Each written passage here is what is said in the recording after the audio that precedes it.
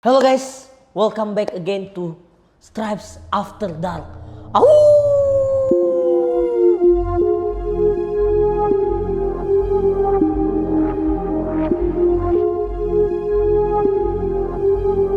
Oke guys, hari ini kita akan membahas video yang masuk dari teman-teman. Nah, sebelumnya kan kalian udah tahu kalau misalkan kita udah pernah bahas tentang kampus terseram yang ada di Indonesia. Nah, sekarang ini kita dapet DM dari teman-teman lainnya juga nih. DM dari teman-teman lainnya. Tapi mereka itu cerita bukan tentang kampusnya, tapi mereka itu cerita tentang sekolahnya mereka, sekolah. Jadi ini cerita horor yang ada di sekolah gitu. Nah, untuk lokasi kejadiannya itu mereka tidak tulis sih, tapi mereka hanya menceritakan apa yang terjadi yang pernah ada di sekolahnya mereka. Nah, yang pertama itu kita langsung aja ya guys ya. Yang pertama itu dari bola kentang. Jadi KWB, ceritanya itu aku lagi ada camp sewaktu sekolah. Terus sekolahku ini emang terkenalnya angker dari dulu. Nah, di sini dia nggak sebutin itu sekolahnya dari mana ya.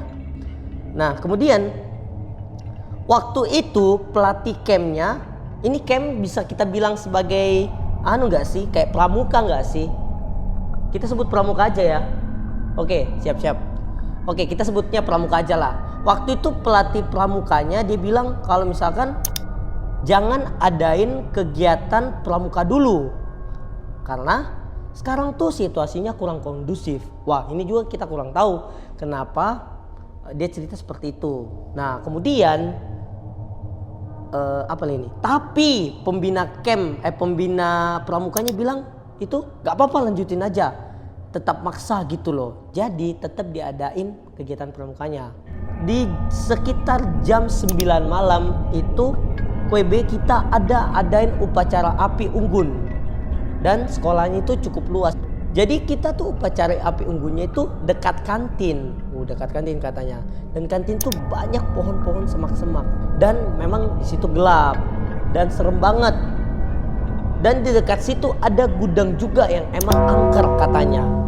Nah, kemudian sekitar 30 menit setelah acara dimulai, kemudian temenku mulai pingsan dan kesurupan massal dari kakak kelasku sampai temen-temenku.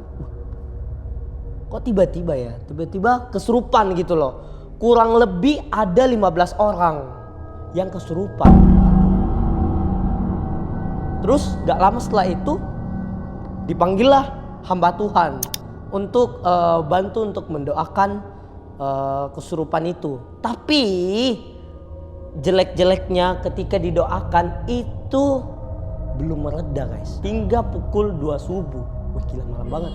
Kemudian setelah jam 2 atau pukul 2 malam dini hari, kondisi itu sudah mulai mereda. Dan hamba Tuhan itu berkata seperti ini, jangan adain kemah lagi di sekolah ini. Nah, terus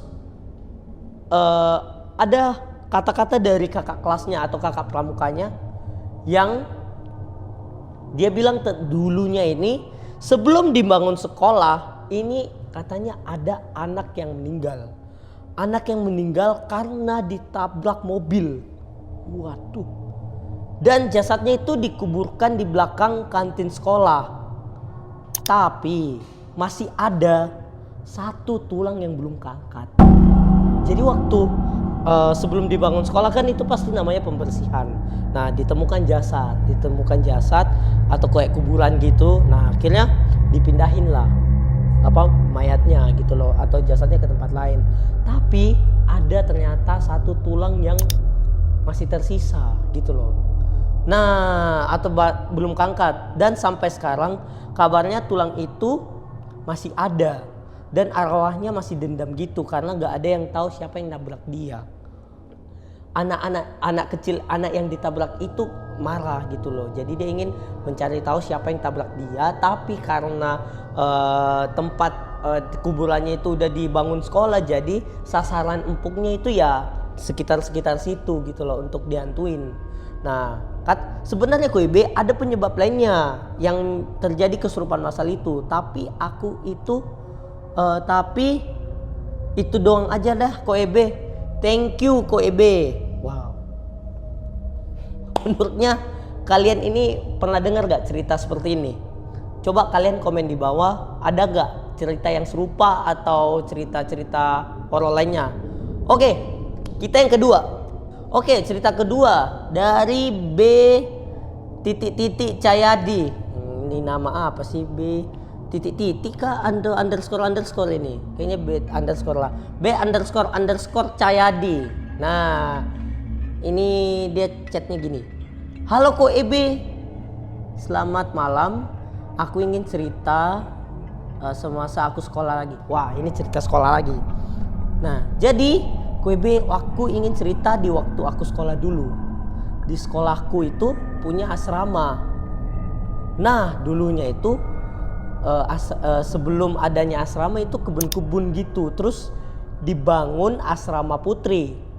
Nah, sekolahku juga dulunya kayak hutan-hutan, kemudian dibangun sekolah. Nah, kemudian di sekolahku ini ada lapangan yang besar juga. Oh, kok ceritanya kurang lebih sama ya? Lapangan, tengah-tengah lapangannya itu dia bilang tengah lapangan upacara ada ada pohon yang besar banget dan gak bisa untuk ditebang.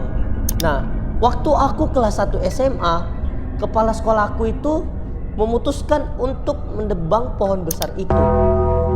Dan tak lama kemudian, selang 2 hari setelah pohonnya ditebang, terjadi kesurupan massal. Nah, malam itu banyak banget anak-anak itu cerita di asrama kalau mereka itu kamarnya sering diketok. Ketika ditanya siapa, tok, siapa? Jawabnya orang sebelah. Nah, ketika dibuka pintunya, orang sebelah, memang orang sebelah, tapi badannya juga sebelah. Jadi ceritanya itu badannya udah putus sebelahnya gitu. Sebenarnya sebelah doang. Wah, merinding ya bacanya. Nah, kejadian itu sering berulang kali sehingga banyak orang-orang yang pingsan akibat kejadian itu. Menurut kalian gimana? Serem gak? Kayak dalam tanda kutip diteror dengan hantu yang bilang orang sebelah tapi badannya juga sebelah. Coba kalian komen. Nah, ini lanjut lagi ceritanya. Nah, di sekolahku dulu juga kok ada kantin sekolah. Nah, ibu kantin dan keluarganya itu tinggal juga di kantin itu. Jadi itu kayak semacam rumah tapi dijadiin kantin, kayak rumah tapi dibikin kantin. Nah, kebetulan ibunya itu sedang hamil besar 7 bulan. Nah, dia pun kesurupan dan juga meninggal. Gila, ini kesurupannya bikin meninggal sih, ini parah sih ini. Kemudian besok paginya semua orang kaget karena ibu kantinnya meninggal. Dan katanya ibu kantinnya itu dikubur di kota lain. Jadi 1,5 jam dari tempatnya dia tinggal, 1,5 jam dari tempat aku tinggal. Jadi dia harus naik mobil dulu selama 1,5 jam. Nah, ini lokasinya lagi kita nggak tahu ya guys, karena dari ini dia bilang ini dia nggak tahu dia nggak jelasin dia tinggal di mana gitu loh, maksudnya di daerah mana gitu. Nah, kemudian beberapa staf, guru dan murid yang menghadiri pemakaman beliau, ternyata di tengah perjalanan rombongan itu mengalami juga kecelakaan. Gila, apes banget ini sih, sumpah. Kecelakaan dia, untungnya dalam perjalanan itu tidak memakan korban jiwa. Maksudnya dia hanya luka tapi nggak sampai menelan korban gitu loh, nggak sampai meninggal. Nah, jadi setelah kejadian itu yang mengakibatkan kejadian kesurupan, kemudian ibu kantin meninggal, kemudian kecelakaan. Nah, kemudian sekolah itu dipanggil Pak Ustadz, maksudnya panggil Pak Ustadz gitu loh untuk pembersihan supaya sekolahnya itu udah tidak ada lagi roh-roh yang ganggu seperti itu. Nah, setelah dibersihin sama Pak Ustadznya, dikabarkan kok katanya sudah tidak ada lagi mengalami gangguan yang ada. Memang guys, kayaknya itu pohon-pohon itu yang kayak pohon-pohon besar atau kayak bangunan-bangunan lama atau yang kayak lain-lainnya seperti itu, sebelum kayak dihancurkan atau mungkin dipotong atau ditebang, itu kayaknya memang harus butuh izin deh. Kalau enggak bakal bisa kejadian yang sama seperti ini. Coba kalian komen, ini butuh izin enggak atau enggak? Oke guys, mungkin sekian itu saja dulu cerita horor yang ada di sekolah guys. Kalau kalian suka konten seperti ini atau cerita horor seperti ini, boleh kalian like, comment, share, dan subscribe. Nah, kalau kalian juga punya cerita-cerita horor lainnya, mungkin di sekolah lah, atau di tempat kerja, atau beberapa hal-hal mistis, atau yang kalian rasa serem, kalian boleh DM Instagram Stripes Indonesia atau TikToknya Stripes Indonesia. Atau kalian juga boleh di Stripes After Dark. Oke guys, buat kalian yang sudah menonton, jangan lupa kalian like, comment, share, dan subscribe. Oke, see you di Stripes After Dark berikutnya.